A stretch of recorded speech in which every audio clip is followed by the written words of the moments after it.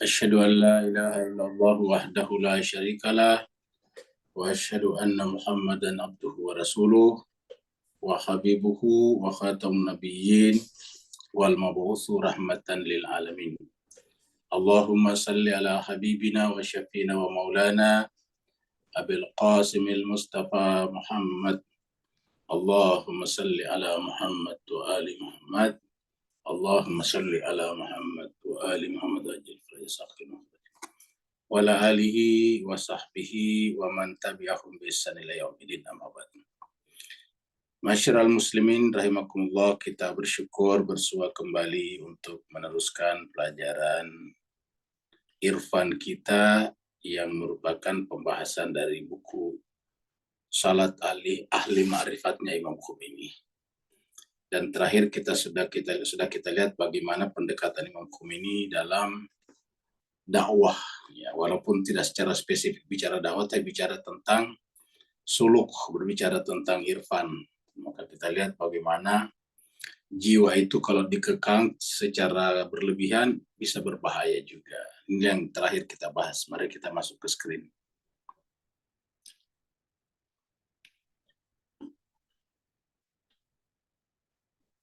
Jadi terakhir kita sampai di sini, ya, jadi sini, ya. Jadi ini bicara tentang pesuluk baru, ya. Dan kita sudah membahas sebelumnya bahwa pada tingkat tertentu jiwa itu bisa sangat fatal kalau lebih daripada kesanggupannya. Jadi kita lihat di sini, ya. Apabila jiwa terus ditekan dan dicegah dari kesenangan-kesenangannya melebihi ini. Jadi melebihi batas wajar. Makanya kan dalam Islam kita ini indah sekali, ya. Beda dengan agama lain. Kalau misalnya agama lain kan misalnya untuk menjadi suci atau baik memang tidak boleh menikah misalnya. Artinya bahwa keinginan biologisnya harus dikubur hidup-hidup karena tidak boleh ada. Dalam agama tidak seperti itu. Jadi ada beberapa agama yang seperti itu. Saudara kita di agama Katolik, di agama Buddha juga seperti itu. Jadi mereka dikekang. Nah, kalau dalam pandangan Islam kita tidak semuanya ada penyalurannya. Jadi apabila jiwa terus ditekan dan dicegah dari kesenangan-kesenangan yang melebihi batas wajarnya, maka mungkin jiwa itu akan berubah menjadi semakin buas, ini kata-kata ini. Untuk melampiaskan kesenangan-kesenangannya dan terlepas sama sekali dari kehendak tuannya. Apabila tuntutan biologis terus ditimbun dari api syahwat yang membara, terus disekap di bawah tekanan riyadhah yang tidak proporsional, maka pasti ia akan meledak dan membakar seluruh kerajaan jiwa.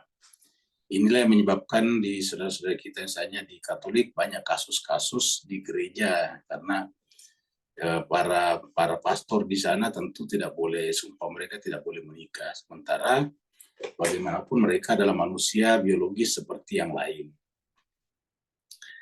Dan apabila bahkan kalau kita lihat di mereka sekarang bahkan muncul apa yang disebut dengan misalnya pedofilia, itu kan banyak kasusnya. Dan apabila pesuluk sudah menjadi buas, tak terkendali, atau ahli zuhud kehilangan tekadnya, maka ia akan terperosok ke dalam lembah kehancuran yang tak akan ada jalan keluarnya lagi. Setelah itu, dia tidak mungkin kembali ke jalan kebahagiaan dan kejayaan untuk selama-lamanya. Jadi inilah yang kita sudah lihat. Jadi Islam itu ada proporsinya. Jadi misalnya Al-Quran mengatakan makan dan minumlah, tapi jangan berlebih-lebihan seperti itu. Di dalam agama kita boleh makan, terus bahkan makan dan minum diperintahkan, tetapi tidak boleh melampaui batas saja. Dalam Islam kita juga ada pernikahan. Cuma Tuhan mengatakan janganlah kamu dilalaikan oleh urusan harta benda dan anak-anak dari mengingat Allah. Jadi seperti itu. Kita sekarang masuk pada paragraf baru. Karena itu, seorang pesuluk harus bisa mengatur dirinya pada masa-masa suluknya, bagaikan seorang dokter yang mahir merawat pasiennya. Ya, jadi seorang pesuluk harus bisa mengatur dirinya pada masa-masa suluknya, bagaikan seorang dokter yang mahir merawat pasiennya. Jadi, diri kita itu adalah pasien kita. Kita adalah dokter terhadap jiwa kita sendiri. Kalau kita berharap orang lain yang menjadi dokter jiwa kita, nah kita sudah menjadi fatal, itu sakit jiwa namanya. Maka orang yang sakit jiwa itu butuh dokter, butuh psikolog atau psikiater. Nah, kalau dalam ilmu suluk, ya sedapat mungkin kita ini masing-masing adalah menjadi dokter terhadap diri-diri kita masing-masing. Ya. Dia harus memperlakukan dirinya sejalan dengan tuntutan keadaan. Jadi, dia harus memperlakukan dirinya sejalan dengan tuntutan keadaan atau hati dan suasana suluknya. Jangan sampai dia menyekap api syahwatnya yang tengah berkobar dan membunuh tarikan-tarikan masa mudanya secara total. Jadi makanya kalau dalam dalam pusat-pusat pelajaran teologi Islam yang namanya hauza atau ke pesantren, terutama kalau hauza seperti di Iran, itu pelajar boleh menikah. Beda dengan di tempat lain kan tidak boleh menikah. Ya, baik di umum juga, di kita juga rata-rata tidak boleh menikah, di pesantren boleh menikah. Kalau di sana justru boleh menikah, jadi santri boleh menikah. Karena seperti ini, ya. Yang sampai karena keinginannya menikah terlalu tinggi sehingga kemudian mengganggu belajarnya. Ya, jadi boleh menikah. Padamkanlah kobaran api syahwat dengan cara-cara yang dihalalkan. Ini penting sekali, padamkanlah kobaran api syahwat dengan cara-cara yang dihalalkan. Sebab orang yang melampiaskan syahwat sesuai dengan perintah ilahi akan sangat terbantu untuk bersuluk menuju al-haq. Jadi ini kata-katanya jemaah sekalian. Ya, jadi beda dengan saudara-saudara kita di agama-agama tertentu, ya. Justru di sini cara memadamkannya dengan cara nih, padamkanlah ini. Ya. Dipadamkanlah kobaran api syahwat dengan cara-cara yang dihalalkan, ya. Sebab orang yang melampiaskan syahwat sesuai dengan perintah ilahi akan sangat terbantu untuk bersuluk menuju al-haq, ya. Nah, jadi jemaah sekalian serbahagia, ini yang terjadi di banyak tempat yang tidak melakukan ini. Termasuk misalnya di kalangan Sunni misalnya, itu kan sering terjadi hal-hal yang tidak diinginkan di pesantren-pesantren karena kasus seperti ini. Sehingga kemudian mereka melakukan pelanggaran terhadap komitmen mereka, ya seperti itu. Jadi padamkanlah kobaran api syahwat dengan cara-cara yang dihalalkan, sebab orang yang melampiaskan syahwat sesuai dengan perintah ilahi akan sangat terbantu untuk bersuluk menuju al-haq. Ya. Menikahlah, ya, jadi menikahlah. Karena pernikahan adalah sunnah ilahi yang agung dan juga merupakan sarana untuk melanggengkan spesies manusia. Jadi ini tidak terdapat pada saudara-saudara kita secara spesifik pada dua agama besar, yaitu agama Buddha dan agama Nasrani Katolik terutama. Ya, saya nggak tahu kalau Ortodoks Timur, mungkin Ortodoks Timur juga. Kalau Katolik kan kita sudah mafhum karena banyak di sekitar kita. Jadi mereka benar-benar bukan hanya pastornya, tetapi para pelayan gereja dari kalangan perempuan, yaitu para biarawati juga. Ya. Dan dapat kita bayangkan banyaknya mereka di seluruh dunia. Ratusan ribu kalau di seluruh dunia. Dan mereka semua tidak punya keturunan. Akhirnya melalui mereka, spesies manusia terhenti sebetulnya. Ya, jadi kalau semakin besar agama seperti ini, didukung dengan sistem sosial yang sekarang sudah semakin membuat orang takut menikah, akhirnya kemudian yang terjadi adalah defisit pertumbuhan penduduk. Ketika terjadi defisit pertumbuhan penduduk, maka otomatis masyarakat, negara akan menjadi terbebani. Karena banyak orang yang tua tidak bisa produktif lagi, yang harus ditanggung oleh negara, sementara yang membayar pajak kepada negara dari kalangan muda menjadi semakin sedikit. Nah, inilah yang terjadi pada beberapa negara, sehingga negara-negara seperti itu memberikan rangsangan, insentif kepada warganya yang mau punya anak, seperti Jepang misalnya dan beberapa negara di Eropa. Ya. Itulah sebabnya pernah kita kutip di Tadabur bahwa seorang seperti Elon Musk sendiri berkata bahwa malapetaka peradaban terbesar itu adalah ketika terjadi defisit pertumbuhan penduduk. Ya. Kenapa misalnya Cina sekarang maju sekali negaranya dan tidak bisa dikejar oleh negara-negara Eropa dan Amerika? Karena salah satunya adalah Cina itu jumlah penduduknya banyak sekali. Bayangkan Cina saja 1,5 miliar orang. Dan semuanya bisa diedukasi untuk menjadi produktif. Akan luar biasa. Ya. Nah, inilah yang sebetulnya manusia. Jadi manusia itu tidak boleh ditakut-takuti. Kalau banyak penduduk nanti susah ya. Kalau bukan manusia, kalau manusia kan dia berpikir, dia akal, punya akal pikiran. Justru karena banyaknya manusia sekarang, maka kita lihat manusia menciptakan alat-alat yang mengefektifkan kerja-kerja mereka. Seperti itu. Dulu pertanian itu sangat tradisional, pakai tenaga manusia mencangkul.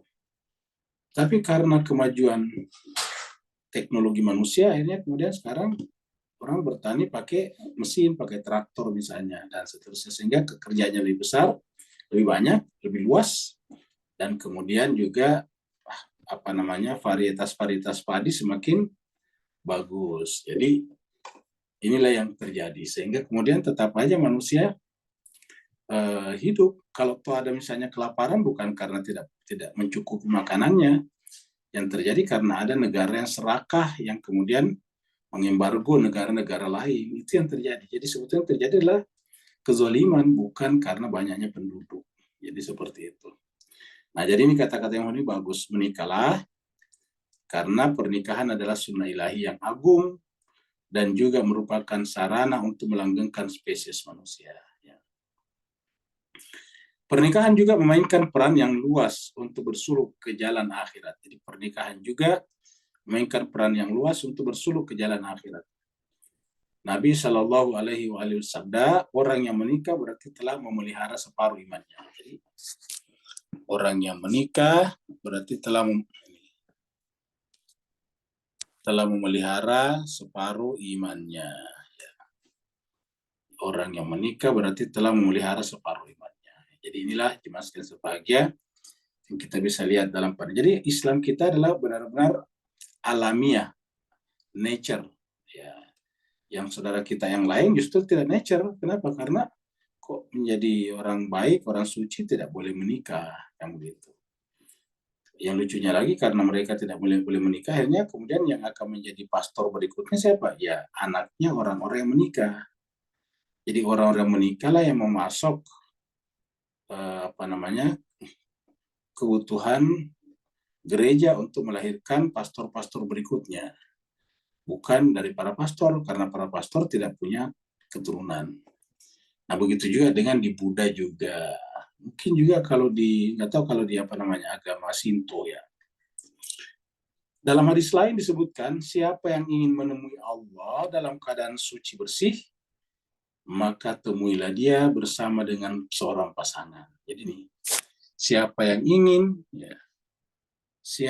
ingin menemui Allah dalam keadaan suci bersih, maka temuilah dia bersama dengan seorang pasangan ini. Bersama dengan seorang pasangan.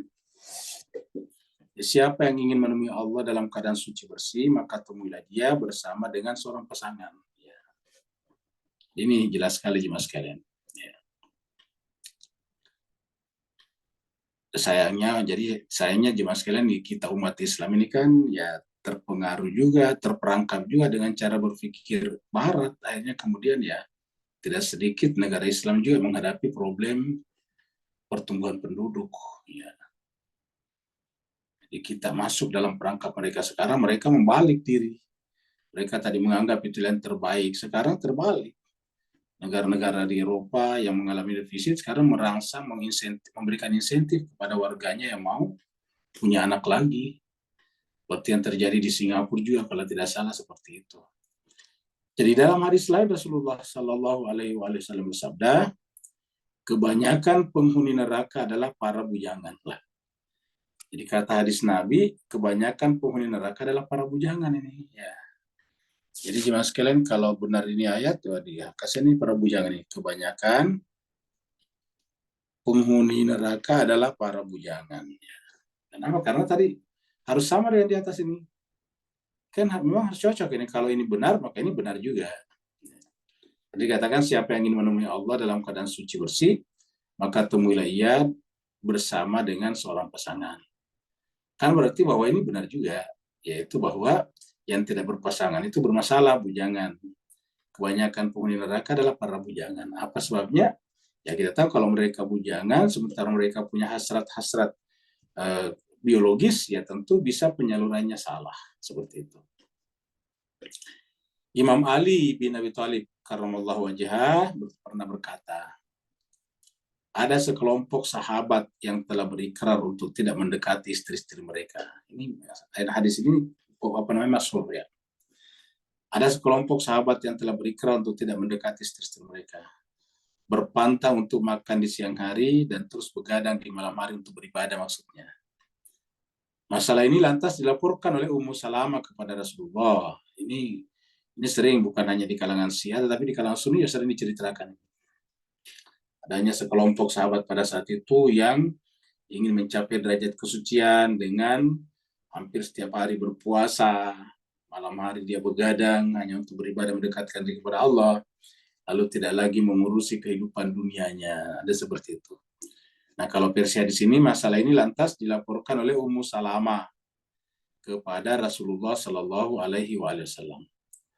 Kemudian Nabi Shallallahu Alaihi Wasallam keluar menemui para sahabat itu dan bertutur, apakah kalian telah meninggalkan istri-istri kalian? Padahal aku sendiri mendatangi istri-istriku. Aku makan di siang hari dan tidur di malam hari.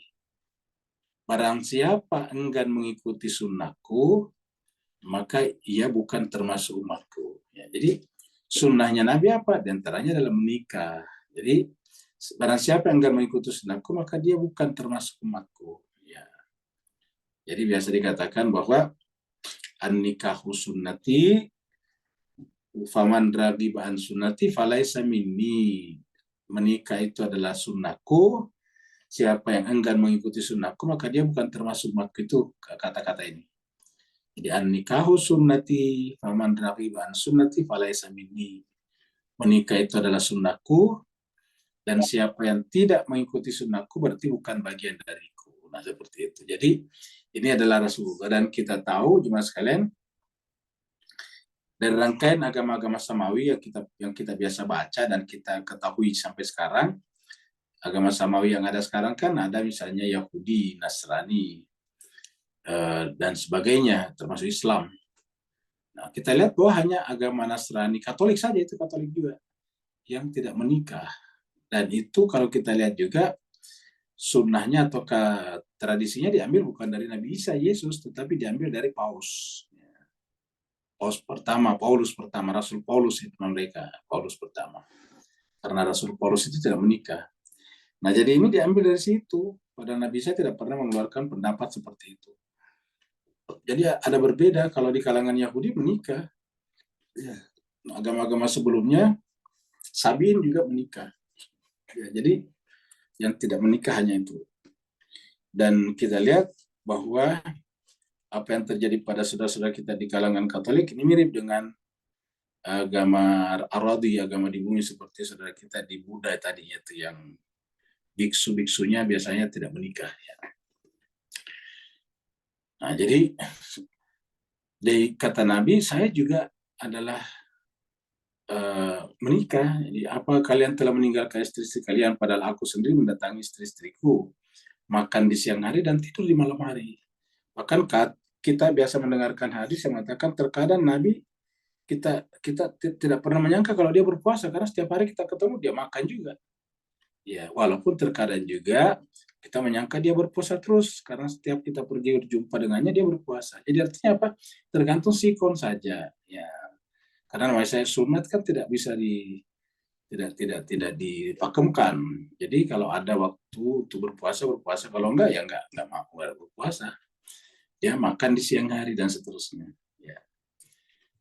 Allah SWT menurunkan firman-Nya, ini surat Al-Maidah 2 ayat 87-88 ya. Nah, ini kita buka saja ayatnya sini ya. Jadi Surat Al-Maidah. Ayatnya 8788.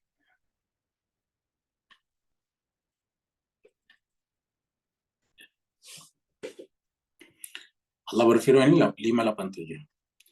Ya ayyuhalladzina amanu, wahai orang beriman, la tuharrimu, janganlah engkau mengharamkan.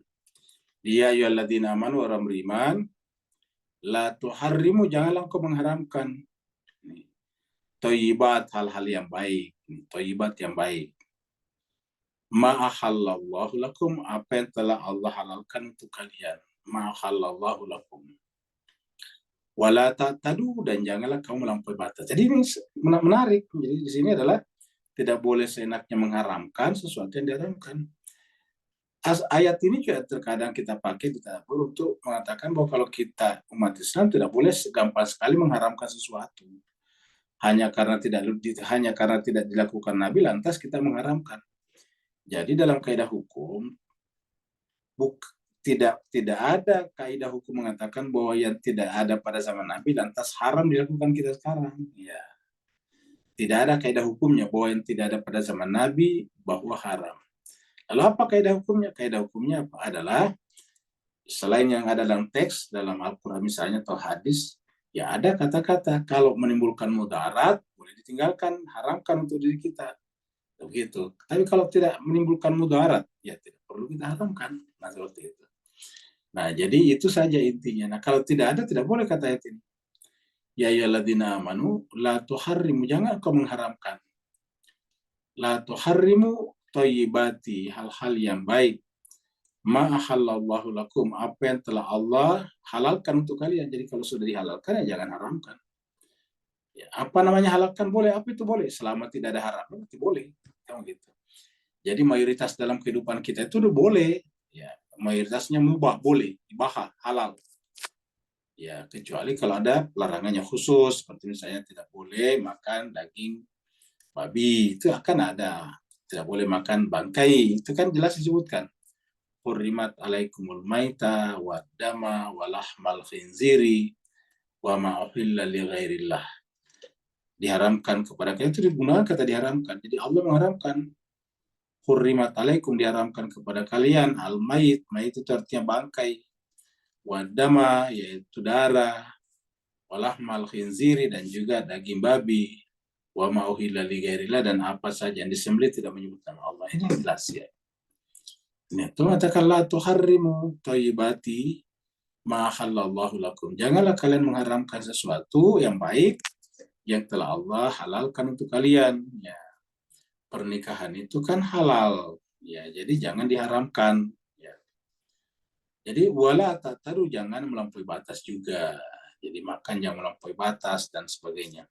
Wala ta'tadu, innallaha, sungguhnya Allah, la yuhibbul mu'tadin, tidak mencintai, tidak menyukai orang-orang yang melampaui batas. Jadi intinya sudah bagus. Jadi apa saja yang halal ya lakukan, makan, ya kecuali yang diharamkan. Tetapi walaupun yang halal itu mayoritas atau yang haram itu sangat sedikit, yang halal lebih banyak, tetapi ingat tidak boleh melampaui batas. Nah inilah batas sudah jelas sekali. Ya, wala ta'tadu, jangan melampaui batas, jangan innallah, semuanya, karena semuanya Allah la yuhibbul mu'tadin. Allah tidak mencintai melampaui batas. Wa kulu mimma razaqakumullah, dan makanlah dari apa-apa yang Allah rizkikan, berikan kepada kalian. Halalan thayyibah, yang halal lagi thayyibah. Halal ini mayoritas kenapa? Selama tidak ada teks yang mengharamkannya berarti halal. Wattaqu, dan bertakwalah kepada Allah. Wattaqullah, dan bertakwalah kepada Allah. Ya. Dan bertakwalah kepada Allah. Ya. Alladzi, yang antum bihi mu'minun, yang kalian imani. Bertakwalah kepada Allah yang kalian kepadanya lah beriman. Artinya kalian iman, beriman, mengimani Allah SWT. Jadi makanlah dari apa yang Allah rezekikan kepada kalian, halalan thayyibah. Ya. Dan semuanya halal thayyibah kecuali diharamkan. Jadi kalau sudah diharamkan, ya, pembahasan kita tadi malam itu adalah berkenaan dengan makanan-makanan yang diharamkan juga. Ya. Nah, jadi saya kira berlaku. jadi jelas ya. Nah, kita teruskan lagi. Ya. Jadi ini tadi ya, Al-Maidah 87-88. Ringkasnya, seorang pesuluk menuju Allah harus melihat kondisi keengganan dan kegairahan jiwanya. Jadi ringkasnya, seorang pesuluk menuju Allah harus melihat kondisi keengganan dan kegairahan jiwanya. Jadi jemaah sekalian berbahagia, kita lihat bahwa yang ada adalah pertama dulu tadi di atas alamiah, di sini alamiah ya, di atas alamiah dibicarakan. Apa namanya alamiah? Tidak boleh tadi seperti dalam ayat ini mengharamkan sesuatu karena faktor-faktor yang sifatnya kondisional. Nah, contohnya misalnya kita lihat di sini nih. Surat At-Tahrim ini yang paling sering ya. Surat At-Tahrim. Ya. Nah, di sini kan ada kata-kata ya ayuhan nabi, wahai nabi, lima tuharimu. Kenapa kau mengharamkan mahallallahu laka, apa yang Allah halalkan bagi kamu? Tabtaghi, karena mencari mardata azwajik, istri-istri kamu. Nah, jadi apa yang bisa kita tangkap dari ayat ini, bahwa tidak boleh kita mengharamkan sesuatu hanya karena ingin menyenangkan orang-orang tertentu. Jadi tidak boleh mengharamkan sesuatu hanya karena menyenangkan orang tertentu, termasuk menyenangkan istri sendiri. Karena ayatnya adalah ya ayuhan nabi lima tuharrimu ma ahallallahu laka tabtaghi mardata azwajika. Hanya karena mencari ataukah berusaha untuk menyenangkan istri kamu. Jadi kesimpulannya, substansi daripada ayat ini tidak boleh mengharamkan sesuatu hanya karena kepentingan sesaat. Ya, saya kita mengharamkan sesuatu karena kita tidak setuju dengan sesuatu itu, tidak boleh. Kita boleh saya tidak setuju dengan sesuatu, tapi mengeluarkan fatwa haram tidak boleh. Ya. Nah, jadi ini adalah contoh lagi daripada selain daripada surat Al-Maidah tadi di sini nih ya.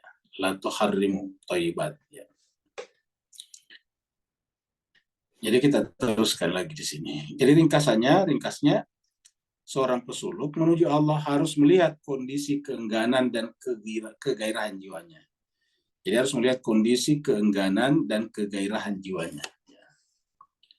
Sebagaimana kebutuhan biologis tidak boleh disekap secara mutlak. Lantaran hal itu akan menyebabkan datangnya pelbagai kerusakan yang besar. Ya. Demikian pula tidak boleh kita memaksa dan menekan diri untuk melaksanakan berbagai ibadah dan latihan praktik. Jadi padahal ini kita bicara tentang salat ahli ma'rifat. Ini bicara tentang irfan ini. Jadi dalam irfan sekalipun jangan sampai kita memaksakan diri. Banyak kan orang melakukan seperti itu. Ya akhirnya pada akhirnya nanti dia berhenti di tengah jalan. Ya, berhenti di tengah jalan. Itu misalnya saudara-saudara kita, contohnya di Jemaat Tabligh ya. Kita bicara saudara kita di Jemaat Tabligh. Jemaat Tabligh itu kan aktivitasnya selalu meninggalkan keluarga ya, sampai 10 hari, 40 hari, bahkan ada 4 bulan. Ya, pergi meninggalkan keluarganya. Nah, rata-rata mereka ini kalau sudah lama berhenti, ya awalnya bersemangat. Setelah berkali-kali, akhirnya kemudian berhenti. Coba. Jadi artinya jarang yang berkelanjutan. Apa sebabnya? Karena melakukan hal seperti ini tidak sejalan dengan kebutuhan dasar manusia. Tidak sejalan dengan kebutuhan hakiki jiwa manusia. Nah, jadi di sini dikatakan nih, seorang pesuluk menuju Allah harus melihat kondisi keengganan dan kegairahan jiwanya. Sebab jadi kalau kita enggan jangan dipaksakan. Kalau bergairah lakukan. Maksudnya kita ingin beribadah banyak ya berbadahlah. Tapi kalau lagi agak enggan ya jangan dipaksakan. Sebagaimana kebutuhan biologis tidak boleh disekap secara mutlak, lantaran hal itu akan menyebabkan datangnya berbagai kerusakan yang besar. Demikian pula tidak boleh kita memaksa dan menekan diri untuk melaksanakan ya, berbagai ibadah dan latihan praktis. Jadi saya kira kalau kita bicara tentang wali ya, satu-satu menurut saya, kalau seandainya kita ingin mengangkat wali di abad ke-20, 21 ini, satu-satunya yaitu Imam Khomeini. Ya, yang bisa, karena kita lihat kerjanya, akhlaknya, ilmunya. Ya, banyak orang yang wali diwalikan saja, mereka atau sesamanya saja. maksudnya muridnya saja menyebutnya dia wali. Ya. Padahal apa buktinya, faktanya kita tidak lihat. Imam Khomeini kan kita lihat bisa membawa Iran meruntuhkan Reza Pahlavi atau sistem kerajaan dan mengusir pengaruh Amerika dari Iran misalnya, dan menyebabkan sekarang Republik Islam Iran seperti itu, berdiri berhadapan-hadapan face to face dengan Barat. Itu kan karena Imam Khomeini, dan Imam Khomeini menghadapi itu dengan tenang, dia tidak pernah menggebu-gebu. Nah, jadi seandainya kita ingin mengatakan ada wali di sekarang, ya Imam Khomeini itu adalah walinya, seandainya boleh kita mengatakan begitu ya. Jadi ringkasnya, seorang pesuluk menuju Allah harus melihat kondisi keengganan dan kekayaan jiwanya sebagaimana kebutuhan biologis dan seterusnya. Demikian pula tidak boleh kita maksa. Jadi tidak boleh kita memaksa. Ya. Tidak boleh kita memaksa dan menekan diri untuk melaksanakan berbagai ibadah dan latihan praktis. Ya. Banyak orang yang sebetulnya tidak ilmunya juga belum sampai ke situ, tapi dia paksakan diri untuk melakukan semuanya. Salat malamnya panjang, kemudian puasanya Senin Kamis tidak pernah berhenti, bahkan mungkin puasa Daud, ya, dan seterusnya. Tapi belajar tidak dilakukan. Nah, ini kan namanya memaksa, melakukan hal-hal yang tidak sejalan dengan jiwanya sebetulnya. Jadi akhirnya pengamal tetapi tidak pengilmu. Harusnya kan ilmu yang paling penting, karena yang merubah jiwa itu ilmu, pemahaman. Ya, yang merubah jiwa kita pemahaman, bukan pengamalan. Pengamalan menyusul pengilmuan. Jadi pengilmuan dulu baru pengalaman. Nah, seperti itu. Kita pernah sampaikan bahwa ilmu dan amal itu sama jumlah hurufnya, sama juga jenis hurufnya. Ain, lam, dan mim sama-sama. Ilmu, ain, lam, dan mim. Amal, ain, mim, dan lam sama, 3. Nah, jadi ilmu baru amal. Ya, jadi kita lihat, tidak boleh kita maksa. Ini kata Imam Khomeini, cuma sekian, bukan saya.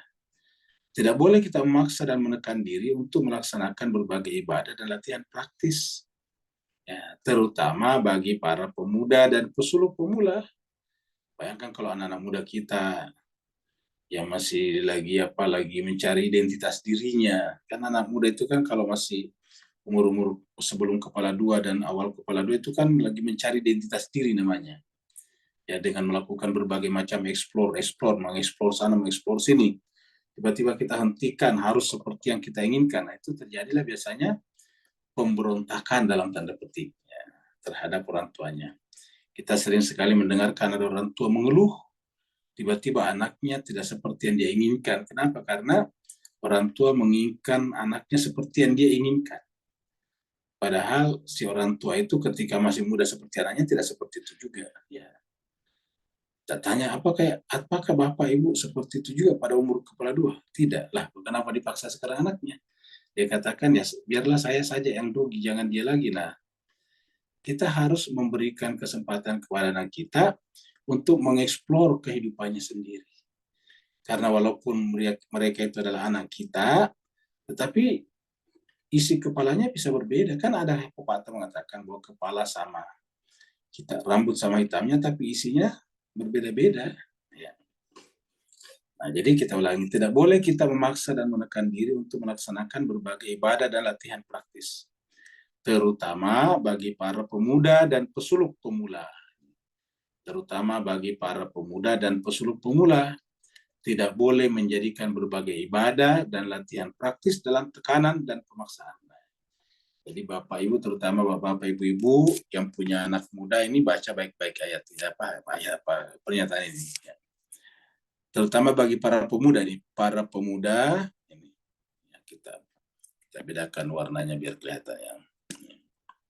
Para pemuda dan pesuluk pemula, ya, pesuluk pemula yang awal-awal tidak boleh menjadikan berbagai ibadah dan latihan praktis dalam tekanan dan pemaksaan. Para pemuda dan pesuluk pemula tidak boleh menjadikan berbagai ibadah dan latihan praktis dalam tekanan dan pemaksaan. Kita ingin anak kita yang baru mulai remaja, sholatnya selalu di awal waktu seperti kita, sementara kita juga tidak seperti itu. Nah, akhirnya kerjanya kita memarah-marahin dia. Tambah kita marahin dia, tambah dia tidak senang sama kita, sama orang tuanya. Dia ingin pergi. Ya, dia tidak senang bersama orang tuanya. Kenapa tidak senang bersama orang tuanya ya? Begitu bersama orang tuanya, bicara itu lagi, itu lagi. Nah, akhirnya dia merasa bosan. Begitu dia orang tuanya datang di depannya, langsung si anak lihat jam tangannya. Nah, begitu. Kenapa? Karena pasti dia pikir, entah pindah lagi pembicaraan. Ya, nah, gitu-gitu. Nah, jadi oleh sebab itulah ini kata Imam Khomeini di paus sekali. Bukan saya, ini Imam Khomeini bilang. Coba kita lihat. Para pemuda dan pesuluk pemula tidak boleh menjadikan berbagai ibadah dan latihan praktis dalam tekanan dan pemaksaan. Karena hal itu akan melahirkan kegusaran dan kemuakan dalam jiwa ini. Hingga bisa-bisa seseorang akan berpaling secara total dari mengingat Allah. Ini menyebabkan kenapa di tengah-tengah umat Islam yang sifatnya represif beragama, itu banyak ateisme muncul. Muncul agnostik. Muncul agnostikisme. Ya. Jadi seperti itu. Ya, karena hal itu ya, akan melahirkan ya, kegusaran dan kemuakan dalam jiwa, hingga bisa-bisa seorang akan berpaling secara total dari mengingat Allah. Ini coba kata-katanya. Ulangi lagi, ini bukan saya Pak Buya, ini Imam Khomeini. Siapa yang meragukan beliau ini? Ya, jadi terutama bagi para pemuda dan pesuluk pemula, tidak boleh menjadikan berbagai ibadah dan latihan praktis dalam tekanan dan pemaksaan. Kita membiarkan anak-anak kita melakukannya dengan sukarela, dengan suka hati. Ya. Dengan suka hati. Karena hal itu akan melahirkan kegusaran. Kalau dipaksa nanti gusar. Bahkan muak ini. Dia gusar, gelisah, ya, resah. Begitu melihat bapaknya, orang tuanya, ibunya langsung gesar, resah, gelisah. Gak enak karena pasti bicara itu lagi, bicara lagi. Sholat lagi. Ya. Jadi akhirnya gusar. Akhirnya anak ini biasanya pergi mencari teman-temannya yang sepikiran dengan dia, yang sama-sama juga ibadahnya tidak bagus. Akhirnya apa? Ketemu dengan temannya sudah terbiasa dengan yang buruk, akhirnya ikut melakukan keburukan. Ikut mengkonsumsi narkoba, ikut main judi online, ikut makan kecubung, dan sebagainya. Ya. Nah, setelah fatal, baru kita sadari, akhirnya susah kembali lagi. Ini banyak kasus seperti ini. Ya, oleh sebab itulah, kalau itu terjadi akan melahirkan kegusaran dan kemuakan dalam jiwa. Nih. Hingga bisa-bisa seseorang akan berpaling secara total. Ingat, berpaling secara total. Kata berpaling secara total bisa tiba-tiba jadi ateis, nggak percaya Tuhan lagi. Ya. Katanya Tuhan Maha Pengasih Penyayang. Kok ayah saya yang mengajarkan ketuhanan kok nggak pengasih dan penyayang? Ya. Jadi berpaling secara total dari mana? Dari mengingat Allah. Jadi agama itu inilah cara seperti inilah sebetulnya yang dimaksud di sini, Bapak Ibu sekalian ya. Inilah yang dimaksud di sini. Inilah yang dimaksud di dalam surat 16 ini. Surat 16 ayatnya 125. Ud'u ila sabili rabbika bil hikmati. Ud'u, ajaklah, panggillah, ila manusia ila sabili, kepada jalan Tuhanmu, bil hikmah, ingat dengan hikmah. Makanya kita sore belajar hikmah. Bil hikmah, dengan arif, dengan bijaksana, dengan berbicara tentang hakikat sesuatu, tidak bicara itu melulu. Jadi bil hikmati wal mau'izatil hasanah, dan dengan pelajaran yang hasanah. Apa itu hasanah? Pelajaran yang menimbulkan kesan yang baik pada jiwa orang yang diajak, ya. Menimbulkan kesan yang baik, ya. Kesan yang baik. Bahkan Nabi mengatakan kalau kita ingin berbicara tentang masalah-masalah ketuhanan dengan siapapun, ya dimulai daripada salam dulu, baru ta'am dulu, baru terakhir kalam. Nah, gitu. Itu Nabi mengatakan, jadi katanya kalau kita mengajak orang itu 3, dimulai dari salam. Salam itu artinya introduksi, memperkenalkan diri, assalamualaikum, gitu. Setelah itu ta'am. Nah, itu artinya kasih makan. Nah, gitu. Bukan langsung kalam. Ta'am, Sugih orang makanan, kasih minuman kalau dia haus. Nah, baru kemudian kalau tuh ada waktu, kalau memang dia butuh atau berbicara, baru kita bicara kalam. Kalam itu berbicara. Jadi salam, ta'am, baru kalam. Nah, kalam itu terakhir. Kalau kita sekarang ini banyakkan kalamnya daripada ta'amnya. Kalamnya boros, ta'amnya pelit. Nah, kan begitu banyak terjadi di kita. Ngasih makan orang pelit, tapi kalau bicara orang, banyak sekali. Banyakkan bicaranya daripada ta'amnya. Jadi harusnya berdasarkan ayat pernyataan tadi, harus salam. Salam itu menyambungkan hati kita dengan orang lain, dan di seluruh dunia semuanya ada salamnya. Salamnya sesuai dengan yang dipakai di masyarakat itu. Ya. Jadi salam ini jangan hanya assalamualaikum. Kalau orang tidak ngerti gimana. Pokoknya salam ini sesuai dengan yang diterima masyarakat setempat. Karena salam itu kan tujuannya menyambungkan diri. Ingat, salam itu tujuannya adalah menyambungkan hati, bukan memaksakan kehendak.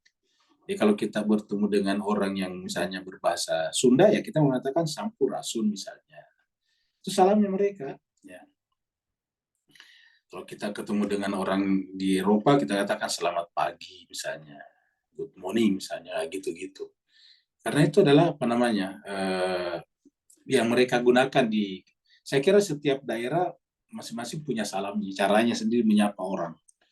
Di pedalaman, di hutan-hutan pun juga masyarakat komunitas di sana punya cara menyapa. Nah, kita menyapa karena tujuannya apa? Ya kan menyambungkan hati, menyambungkan jiwa. Ya, bukan memaksa. Kalau kita nggak harus pakai assalamualaikum, ya berarti kita memaksakan kehendak kita kepada mereka. Kalau kita memaksakan kehendak kepada mereka lah, tidak mungkin. Jangan kita kemudian kecewa kalau mereka tidak mau. Ya, ente maksa saya, kamu gitu. Jadi ud'u ila sabili rabbika bil hikmah wal mau'izatil hasanah, dan pelajaran yang baik. Wajadilhum, kalau berdiskusi dengan mereka, billati hiasan, dengan cara yang baik ini. Yang cara baik, jangan disertai dengan emosi, amarah, seakan-akan saya kan ayah, saya kan ibu, kamu harus dengar. Nah, itu tidak boleh. Dalam komunikasi antar hati, hilangkan rasa sebagai orang tua, sebagai ibu. Kita harus sejajar dengan anak-anak, dengan siapapun. Namanya egaliter, namanya harus sejajar, harus equal. Ya. Orang ayah ibu itu kan cuma biologis, tapi dari sisi komunikasi harus sama. Komunikasi nanti bisa enak kalau sejajar gitu. Jadi wajadilhum billati hiya ahsan. Berdebatlah dengan mereka dengan cara yang baik. Inna rabbaka, sungguhnya Tuhanmu lah, wa alam, yang paling tahu, bimandala, siapa yang sesat. Jadi kita tidak perlu atau tidak boleh menghakimi orang lain bahwa kamu sesat. Karena Tuhan mengatakan nggak perlu kamu lakukan itu. Yang tahu siapa yang sesat itu Tuhan, bukan kamu. Inna rabbaka, sesungguhnya Tuhanmu, huwa a'lamu, dialah yang paling tahu. Bimandala, siapa yang tersesat, ansabili, dari jalannya.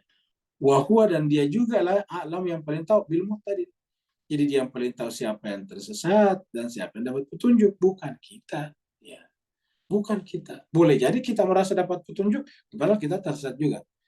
Mungkin tidak tersesat dari ibadahnya, tapi tersesat dari dakwah, cara menyampaikan kebenaran kepada orang.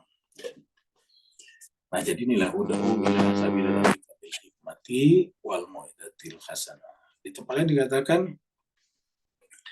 harus dengan cara-cara dengan mengucapkan kedamaian, mendatangkan kedamaian. Ya. Wa man ahsanu qawlan mimman da'a ila Allah wa amila shalihan. Itu tadi kata-kata. Ya, wa man ahsanu qawlan. Ya, ini surat 41 kalau tidak salah, 40. Jadi ahsanu qawlan. Ini dia surat Fussilat 41 ini ayatnya 33 ya. Jadi surat Fussilat surat 41 ya.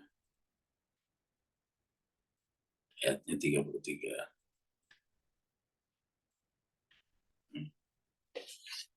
Waman ahsanu, dan siapakah yang lebih baik kaulan, perkataannya. Jadi artinya apa? Inilah perkataan yang paling bagus. Jadi waman ahsan, siapakah yang lebih baik kaulan, perkataannya, mimman, daripada, ketimbang, da'a, mengajak, menyeru manusia ila Allah, kepada Allah. Tetapi caranya apa?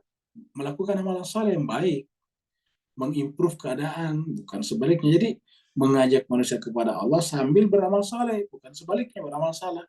Kita ngajak orang, tetapi pada saat yang sama kita harus memberikan kesempatan kepada orang itu untuk berpikir, ya, untuk mengeksplorasi dirinya dan pendapat kita.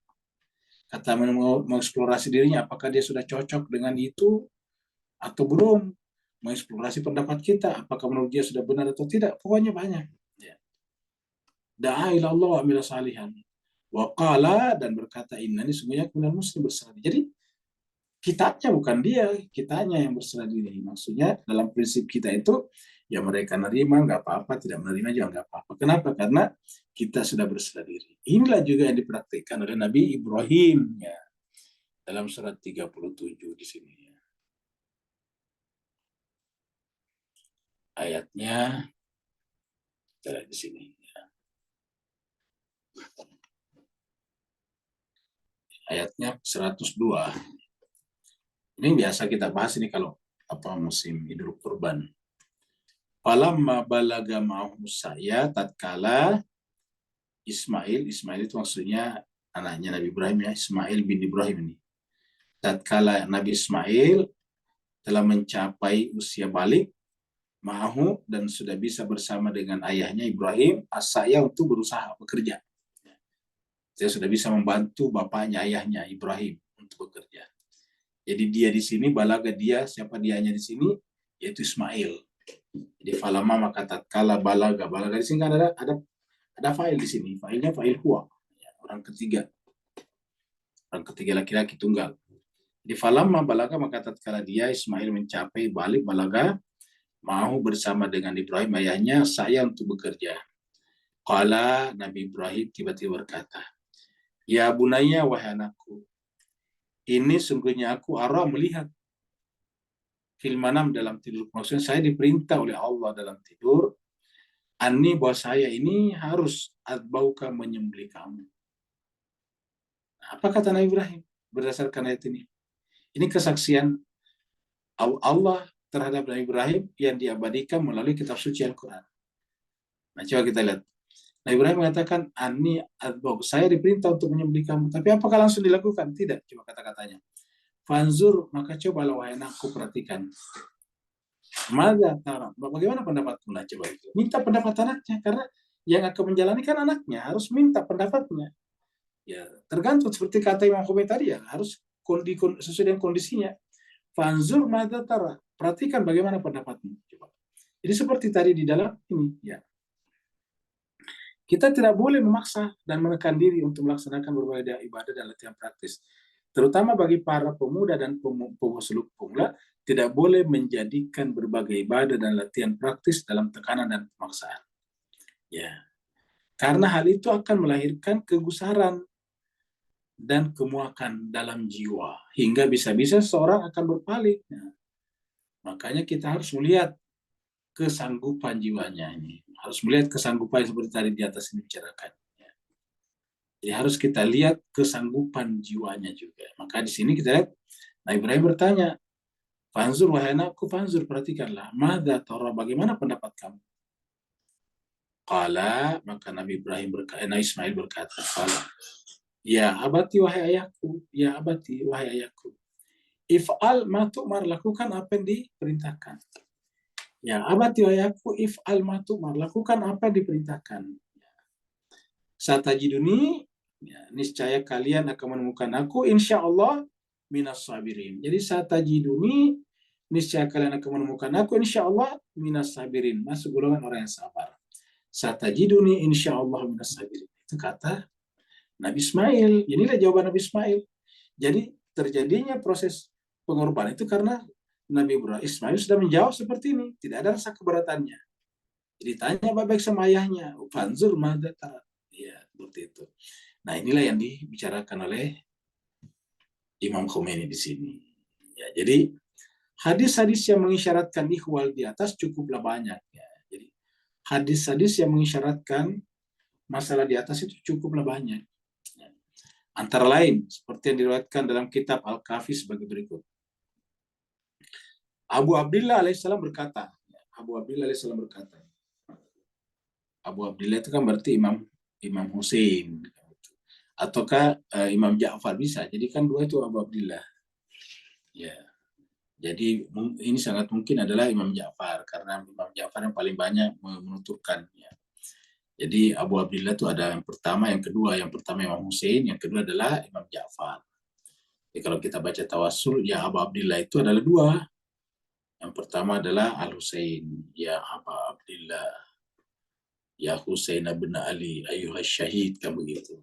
Kemudian nanti lagi, di bawah lagi, ya Aba Abdullah, ya Ja'far bin Muhammad, ayuhas sadiq. Nah gitu. Jadi dua Abu Abdullah ini. Abdullah Islam berkata, ketika aku masih remaja, aku sibuk beribadah. Ya. Lalu ayahku menegurku dan berkata, wahai putraku, kurangilah dari apa yang kau lakukan. Ya, ini pernyataan Imam Ja'far ini. Ayahnya kan berarti Imam Muhammad Al-Bagir kan? Ya. Kan ini anak daripada Imam Muhammad Bagir ya. Jadi ketika aku masih remaja, aku sibuk beribadah. Lalu ayahku menegurku dan berkata, wahai putraku, kurangilah dari apa yang kau lakukan. Sesungguhnya bila Allah mencintai seorang hamba, maka dia akan rela dengan yang sedikit dari hambanya. Kata-kata ini menarik ini. Ya, jadi ini adalah, ingat, ketika aku masih remaja, kata Imam Ja'far, ya, Imam Ja'far ya, Imam Shadiq, ya kita bagus kutip ini ya. Dan yang menyampaikan ini adalah Imam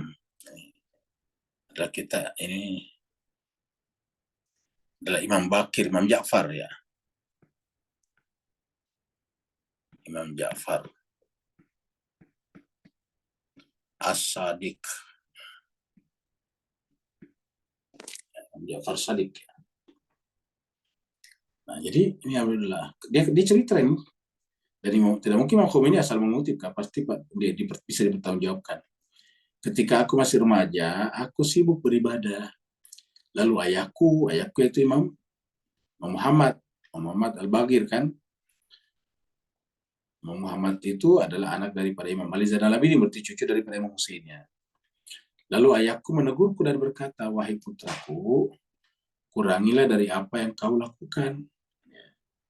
Sesungguhnya bila Allah mencintai seorang hamba, ingat, kata-kata ini menarik. Sesungguhnya bila Allah mencintai seorang hamba, maka dia akan rela dengan yang sedikit dari hambanya. Jadi walaupun sedikit, kalau dia rela itu lebih bagus. Ya, nah ini yang harus kita perhatikan. Ini menunjukkan bahwa agama itu harusnya tidak ritualistik. Jadi kalau kita baca hadis ini, tadinya Imam Ja'far waktu kecil ini bersifat ritualistik. Islamnya Islam ritual. Nah, sekarang ayahnya katakan tidak, Islam itu bukan Islam ritual. Islam ini adalah Islam intelektual. Walaupun melakukan amalan ritual sedikit, tapi kalau Allah ridho, maka Allah akan menerimanya. Jadi ridho. Kapan Allah ridho kepada kita? Ya terutama kalau kita mengenalnya, ma'rifat kepadanya. Kapan kita ma'rifat kepadanya? Ilmu. Ya, mana saya ma'rifat, arafa ya'rifu. Nah, jadi Abu Ja'far nih. Abu Ja'far, bapaknya Ja'far yaitu Imam Muhammad Bakir. Bapaknya tadi ini kan tadi Imam Ja'far kita sebut ini. Itu bapaknya Imam Ja'far. Nah, makanya sudah Abu Ja'far, bapaknya Ja'far. Imam Muhammad Bakir meriwayatkan dari Nabi Shallallahu Alaihi Wasallam bersabda, sesungguhnya agama ini adalah agama yang kuat, maka sikapilah ia dengan penuh toleransi.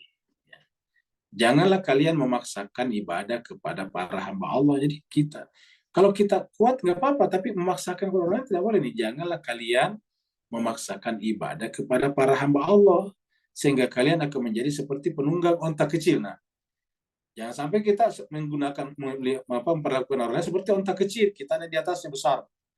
Ya, kita paksa memikul diri kita, artinya kita menginginkan dia melaksanakan keinginan kita. Ini yang terjadi pada orang tua kepada anaknya. Ya. Menjadikan anaknya sebagai onta kecil, dirinya di atas sudah besar. Akhirnya terseot-seot, akhirnya kemudian bisa patah kakinya. Sehingga kalian akan menjadi seperti penunggang onta kecil yang tidak bisa dipakai menempuh perjalanan. dan tidak bisa ditunggangi punggungnya. Ini kata-kata ini juga menarik. Jadi kata-kata ini juga menarik, kita kutip juga jemaah sekalian. Sesungguhnya agama ini adalah agama yang kuat. Ya. Tidak membutuhkan kita sebetulnya. Kita beribadah atau tidak sama saja bagi agama. Maka sikapilah ya dengan penuh toleransi. Janganlah kalian memaksakan ibadah kepada para hamba Allah, kepada orang lain, termasuk anak kita. Sehingga kalian akan menjadi seperti penunggang onta kecil yang tidak bisa dipakai, menempuh perjalanan dan tidak bisa ditunggangi punggungnya. Akhirnya nanti anak jadi lari jadinya dari kita, bergabung dengan teman-temannya dan sebagainya. Ya. Jadi ulangi lagi, ini dari Imam Ja'far. Jadi ini pernyataan daripada Imam Ja'far ini ya. Ini adalah Abu Ja'far, berarti Imam Bakir ya. Yang di atas tadi Imam Ja'far. Nah, ketika dikatakan ayahku berarti ini, dia inilah yang menegur ini, kan gitu. Jadi Imam Muhammad inilah yang menegur Imam Ja'far waktu masih kecil. Karena ketika aku masih remaja, aku sibuk beribadah. Jadi ada hubungan antara hadis ini dengan ini.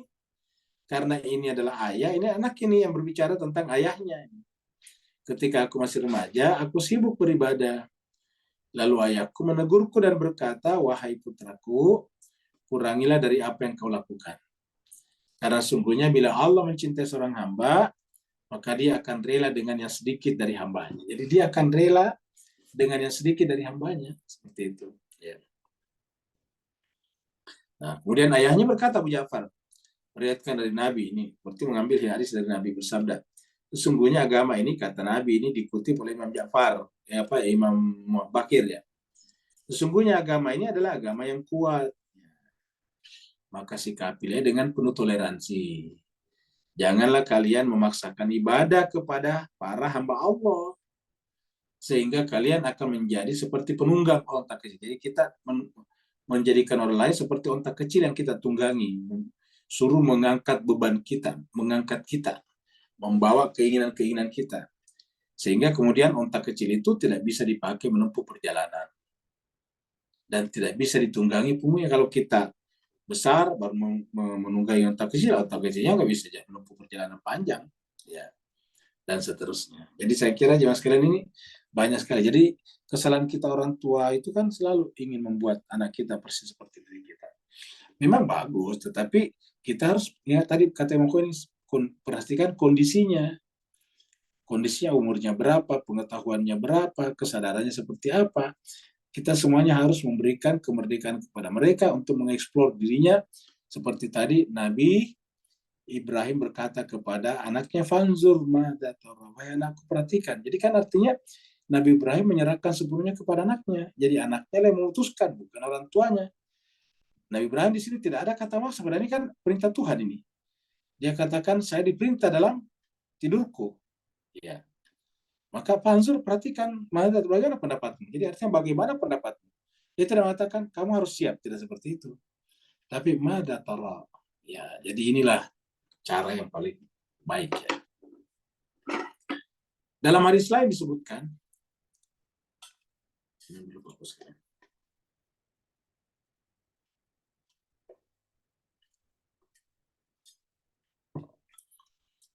dalam hadis lain disebutkan, janganlah kau paksakan ibadah pada Allah terhadap dirimu.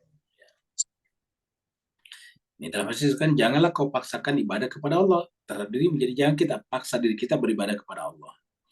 Sampai akhirnya kau membencinya. Jangan sampai nanti suatu saat kita membencinya karena kita paksa diri. Apalagi kalau ada motif. Oh, kita beribadah rajin karena ada motif. Motifnya apa? Biar rezekinya bertambah, sehat, dan seterusnya. Ternyata setelah mati-matian berpuasa, melakukan ini dan itu, ternyata tak kunjung rezekinya membesar juga. Akhirnya apa? Meninggalkan sama sekali. Nah, jadi janganlah engkau paksakan ibadah kepada Allah, maksud ibadah pada Allah jangan dipaksakan terhadap dirimu. Karena nanti kamu akan sampai pada tingkat jenuh dan membenci ibadah tersebut. Neraca yang harus dipertimbangkan dalam adab riayah. Riayah itu artinya melihat, mengeksplor tadi, melihat diri kita. Jadi neraca yang harus dipertimbangkan dalam adab riayah melihat diri kita ini adalah upaya seseorang untuk memperhatikan kondisi-kondisi dirinya. Nah, ini sudah dengan riayah.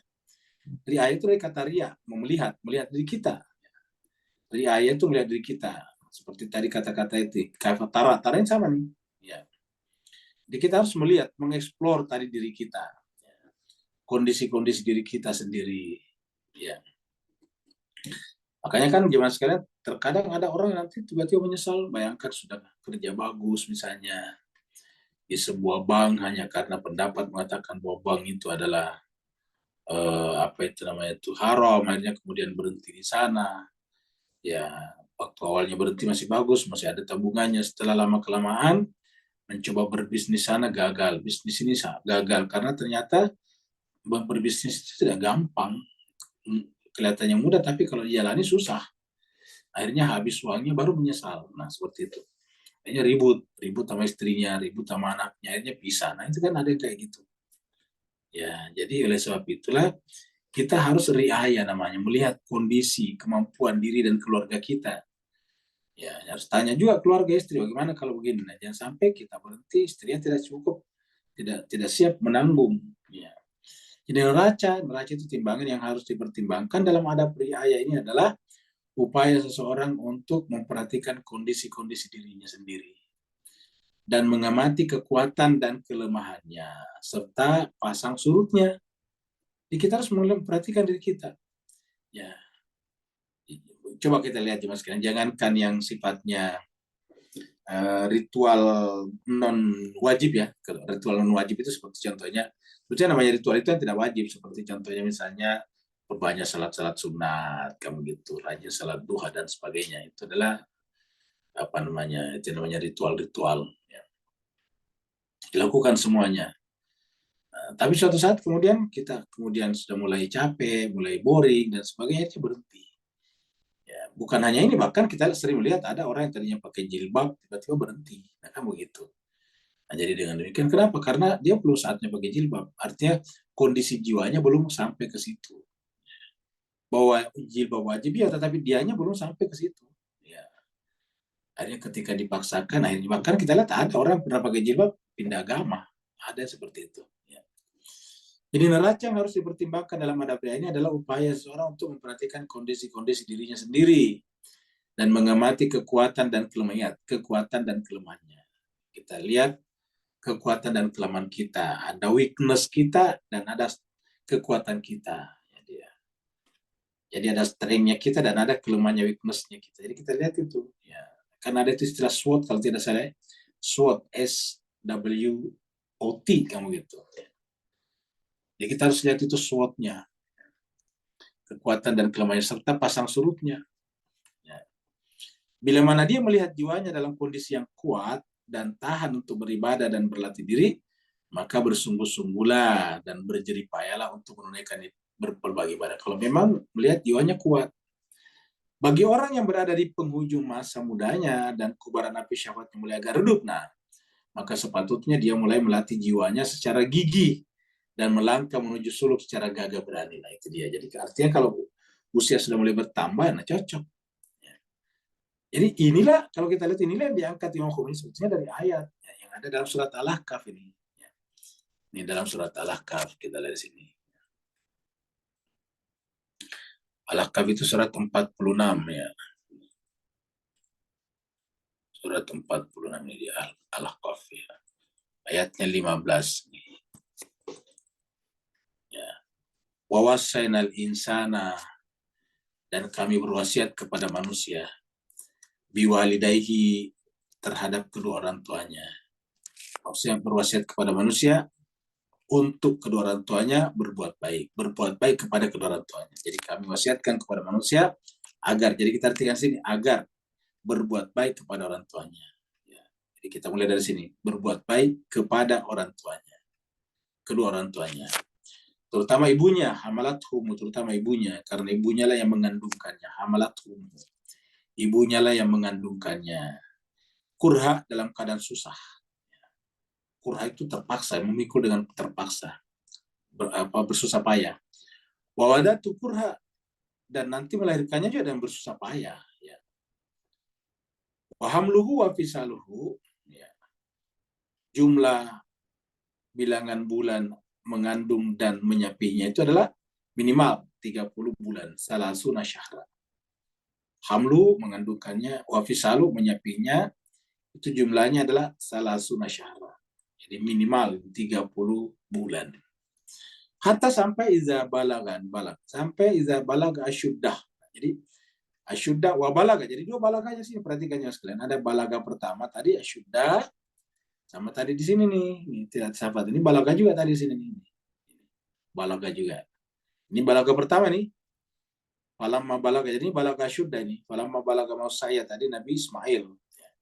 Kalau ini adalah juga hatta idza balaga asyuddah. Jadi kenapa disebut asyuddah di sini? Karena ada balaga yang kedua. Jadi balaga yang pertama adalah sudah asyuddah.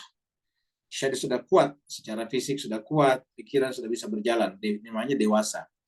Sudah mencapai usia balik, akil balik, ya, dewasa balik. Satu. Yang kedua, wabalaga arba'ina sana, dan sudah mencapai balik yang kedua itu 40 tahun. Nah, 40 tahun ini kita anggap sebagai penghujung daripada gejolak muda. Ya, kalau kata kata penyanyi itu bahwa darah muda di sini. Nah, di sini darah muda sudah mulai berakhir, sudah mulai meredup sedikit demi sedikit. Wabalaga arba'ina sana, gitu. Kalau di sini tadinya, di sini kerjanya bicara tentang anak muda, tentang nongkrong di mana lagi, kamu gitu. Sebentar malam kita begadang di mana lagi, dan seterusnya di sini. Ya. Nah, setelah sampai di sini sudah menikah, sudah mulai punya anak juga, nah sudah mulai berpikir. Nah, balaga arba'ina sana. Nah, jadi inilah yang dibicarakan tadi di sini. Ya. Dan dibicarakan di sini tadi nih. Ya. Maka sepatutnya dia mulai melatih jiwa secara gigih. Kapan? Yaitu nih, bagi orang yang berada di penghujung masa mudanya. Jadi kita sebut ini penghujung masa muda ini adalah balaga arba'ina sana. Ya. Ini permulaan masa mudanya sih, balaga syuddah. Ya. Ketika mulai adolescent, ketika mulai remaja, puber. Nah, sekarang di sini sudah mulai akhir, balaga arba'ina sana. Ya.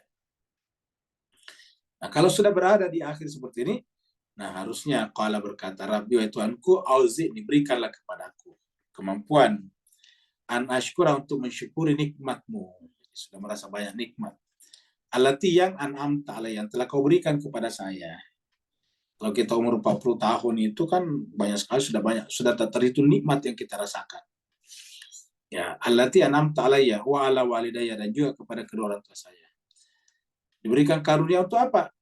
Selain bersyukur juga wa'an a'malah. Jadi selain bersyukur juga untuk melakukan amal saleh. Nah, inilah dia adalah latihan-latihan di sini.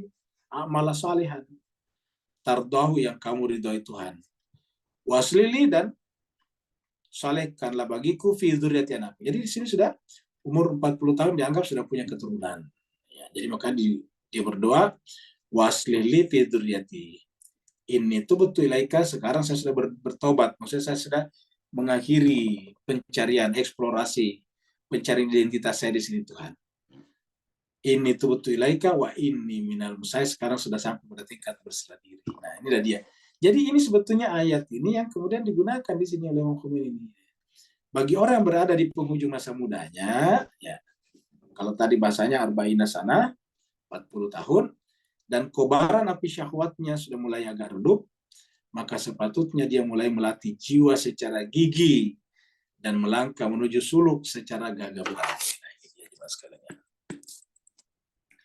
Kita kasih tanda di sini. Jadi bagi orang yang berada di penghujung masa mudanya dan kobaran api syahwatnya mulai agak meredup, maka sepatutnya dia mulai melatih jiwa secara gigih dan melangkah menuju suluk secara gagah berani. Secara gagah berani. Setiap kali dia membiasakan diri pada sejumlah riyadhah, maka pintu riyadhah lain akan terbuka padanya. Jadi setiap kali dia membiasakan diri pada sejumlah riyadhah, latihan-latihan rohani, maka pintu riyadhah berikutnya lain akan terbuka di hadapannya. Ya, begitulah seterusnya sampai jiwanya mampu menundukkan dan menguasai segenap potensi biologis fisiknya. Dan inilah yang dimaksud dalam surat 29 di sini. Kita lihat di sini surat 29 ya. Surat Al-Ankabut. Ayatnya di sini. Surat 29 Al-Ankabut ayat terakhir, ayat 69. Ini terakhir, 69. Walladzina jahadu fina, dan orang-orang yang bersungguh-sungguh di jalan kami, kan bersungguh-sungguh tadi ini. Ya, jadi setiap kali dia membiasakan diri pada sejumlah riyadhah, maka pintu riyadhah lain akan terbuka di hadapannya ini. Dan orang-orang yang sudah bersungguh-sungguh riyadhah tadi, jahadu fina, di jalan kami, lanah dianam, kami pasti akan memberikan hidayah, menggait, menunjukkan subulana, jalan-jalan yang lain. Seperti ini tadi.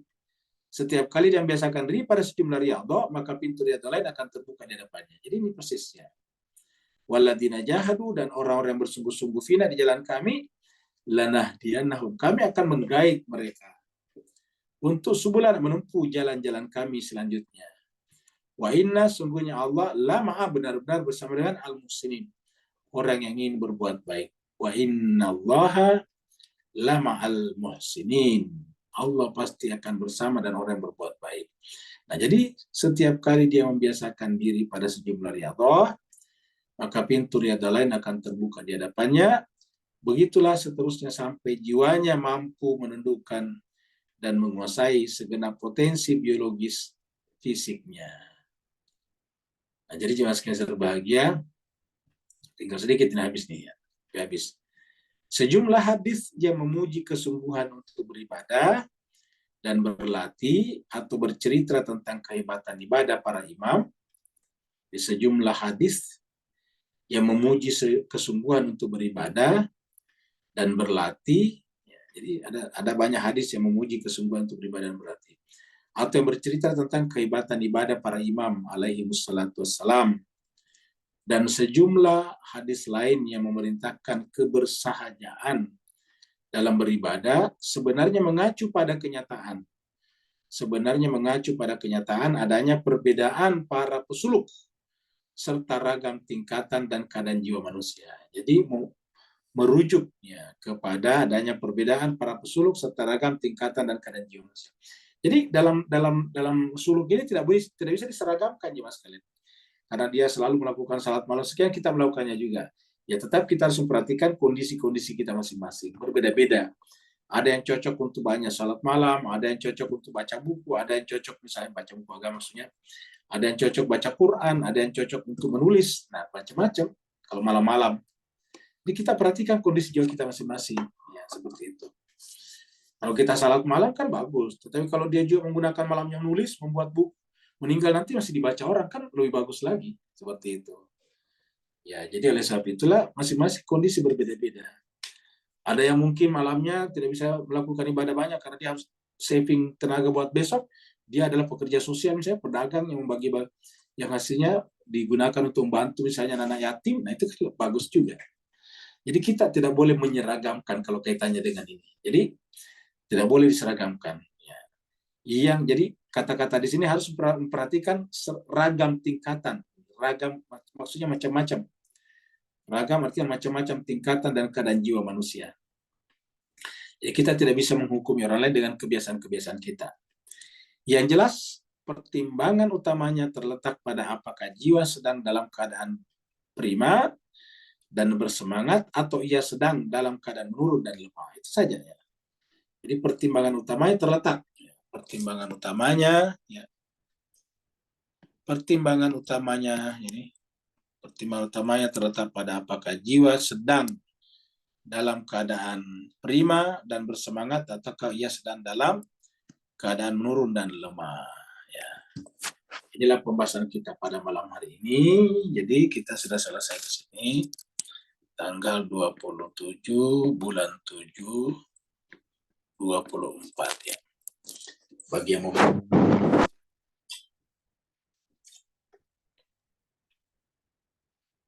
Assalamualaikum Ustaz. Waalaikumsalam warahmatullahi wabarakatuh. Silakan Pak Nur.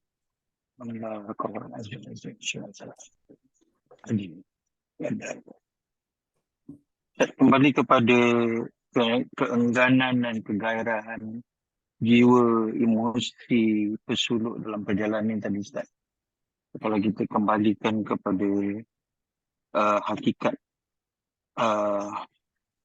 Allah anugerahkan mind body soul untuk menyatu tuju his goal tadi, maka tentu mafhum mukhalafahnya, proses ke sana tidak boleh tidak diikut serta dan tak terpisahnya tiga unsur fakulti yang khas dimiliki insan ni tadi.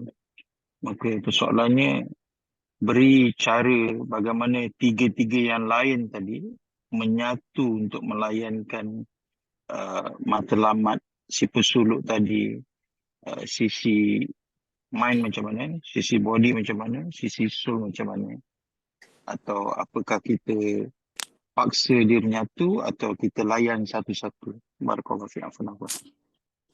Baik, terima kasih banyak Pak Nur. Jadi cuma sekian lagi ini kita tulis dulu. Jadi yang pertama adalah main ya. Kemudian body, baru kemudian soul ya.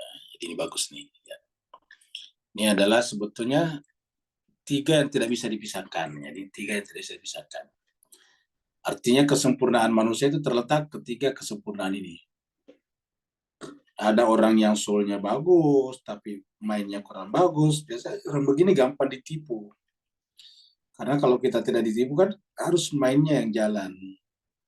Ya, ada orang yang soulnya bagus, tapi bodinya sakit-sakitan. Akhirnya membebankan orang, membebani orang lain. Kalau kita sakit-sakitan kan mau tidak mau, langsung atau tidak langsung kita menjadi beban bagi orang lain, beban bagi keluarga dan sebagainya. Jadi kita harus menyehatkan tiga-tiganya ini. Jadi tiga-tiga ini harus sehat. Jadi tiga-tiganya ini harus sehat. Dan ini bisa disimpulkan dengan satu kata, makanan, maidah. Jadi satu makanan ini. Ya. Jadi ini adalah makanan, ya. Hidangan lah, ya hidangan, makanan, maidah seperti dalam surat Al-Maidah itu. Nah, ini main punya makanannya sendiri. Ini main punya makanannya sendiri. Body juga punya makanannya sendiri. Soul juga punya makanannya sendiri. Nah, masing-masing punya. Jadi makanan ini dalam Al-Quran dikatakan kulu halalan thayyibah. Kulu mimma razaqakumullah halalan thayyibah. Ini berlaku bagi ini, main pikiran. Apa pikiran? Ya ilmu. Ini makanannya ilmu. Dan ilmu itu harus melalui sumbernya, pintunya yang benar. Jadi kalau ini pintunya tidak benar ya, nanti mainnya akan menjadi bermasalah. Kelihatannya well educated, tetapi natijahnya, kesimpulannya, konklusinya itu adalah berantakan, kacau. Jadi dia akan menjadi banyak falasinya. Jadi itu adalah main. Jadi kita harus perbaiki, sumbernya harus benar ya. Jadi banyak hal-hal yang harus sejalan dengan ini. Kemudian yang kedua adalah makanan body kita makanannya ya halal. Contoh makanan-makanan yang baik, yang tidak melanggar. Ini harus makanan yang bergizi. Di sini halal dan thayyibah juga berlaku. Yaitu dia halal seperti sapi dan thayyibah yang bagus. Tidak banyak kolesterolnya misalnya dan sebagainya. Jadi ini body di sini juga. Jadi ini supaya apa? Supaya sehat. Nah setelah itu kemudian soul, ini jiwa. Nah, jiwanya juga harus sehat juga. Nah kalau di sini adalah pengetahuan, di sini adalah makanan dalam pengertian seperti sayur-sayuran, buah-buahan dan daging, maka yang di sini adalah riyadhah tadinya itu latihan-latihan. Ini adalah ibadah ritual. Jadi ritual penting, tapi tidak hanya ritual. Jadi kalau tadi kita katakan ibadahnya hanya penekanannya pada ritual, di sini sampai bodinya tidak kuat. Kan ada tuh sampai dia paksakan akhirnya bodi tidak kuat. Seperti tadi ibaratnya mengendarai anak onta. Nah, itu bodinya tidak kuat tapi dipaksa. Nah, dipaksa misalnya salat malam, setiap malam harus 11 rakaat dengan surat-surat yang panjang. Akhirnya nanti tidak kuat lama, akhirnya berhenti. Nah, itu tidak boleh. Ya, karena intinya bodi ini harus menempuh perjalanan yang panjang. Ya, kita berpikir bahwa kita meninggal katakanlah umur 80 tahun. Kan berarti bahwa kalau kita sekarang umurnya 30 tahun, masih 50 tahun lagi, bodi harus dipakai. Jadi harus dipelihara dengan baik juga, harus dirawat dengan baik. Tidak boleh dipaksa untuk memenuhi soul kita. Nah, jadi harus melihat kondisinya tadi kata Imam Khomeini harus melihat ini. Ya. Jadi ini harus kita lihat. Jadi walaupun secara soul tadi seperti kata Imam Ja'far tadi di sini nih, ya. Seperti tadi di sini nih. Ketika aku masih remaja, aku sibuk beribadah. Jadi secara soulnya dia sudah cukup di sini, sudah cukup melakukan ini. Tetapi bodinya masih, namanya saja masih muda, bodinya di dalam bodi kita itu kan tersimpan misalnya tadi aspek-aspek biologis, hasrat-hasrat dan sebagainya. Nah, maka kata Imam Bakir tadi kepada putranya Imam Ja'far, sesungguhnya agama ini adalah mana tadi? Ketika aku masih remaja, aku sibuk beribadah. Lalu ayahku yaitu Imam Bakir menegurku dan berkata, wahai putraku, kurangilah dari apa yang kau lakukan. Nah, itu dia. Kenapa? Kenapa kok disuruh kurangin? Karena Imam Bakir melihat bahwa anaknya itu secara bodi belum kuat. Jadi seperti itu. Jadi ini harus satu paket. Nah, jadi kalau kita di sini adalah intelektual, kemudian di sini adalah bersifat aktivitas sosial, karena kan kita harus bergaul dengan badan kita harus bersilaturahmi dengan badan kita. Kemudian di sini adalah bersifat ritual. Jadi kita katakan bahwa dalam kehidupan manusia itu harus satu kesatuan ini berimbang, tidak boleh yang satu ketinggalan dari yang lain. Ini adalah intelektualnya belajar, sini baca buku, belajar sana sini, mendengarkan ceramah, ini main. Ya, kalau bisa baca buku, ikut seminar, dan sebagainya.